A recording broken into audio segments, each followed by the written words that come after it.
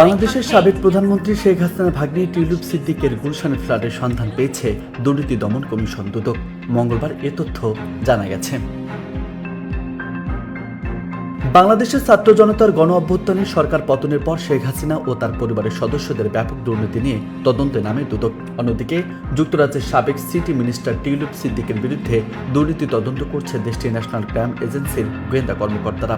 টিউলিপের নামে এর আগেও ঢাকার অদূরে গাজীপুরের বাগানবাড়ি সহ অন্য জায়গায় আরও কয়েকটি সম্পত্তির খোঁজ পেয়েছে দুর্নীতি দমন কমিশনের কর্মকর্তারা।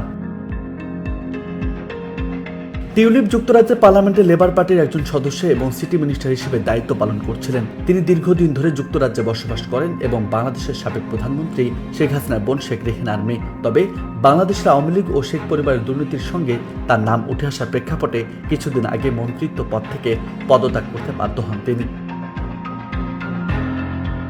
সিটি মিনিস্টার পদ থেকে পদত্যাগের আগে লন্ডনের টিউলিপ সিদ্দিকের বাড়ি ও ফ্ল্যাট সহ বেশ কয়েকটি সম্পত্তির কথা প্রকাশ্যে আসে। এর আগে একটি ফ্ল্যাট তাকে উপহার হিসেবে দিয়েছিলেন তার খালা শেখ হাসিনার রাজনৈতিক দল আওয়ামী লীগ সংশ্লিষ্ট একজন ব্যবসায়ী। তবে অভিযোগ উঠে এই ফ্ল্যাট প্রকৃতপক্ষে বাংলাদেশ থেকে পাচার করা অর্থে কেনা। টিউলিপ মূলত দুর্নীতির অর্থের ভাগ হিসেবে এটি পেয়েছেন। উপহারের বিষয়টি ছিল সাজানো। নিউজ ডেস্ক, বার্তা 24।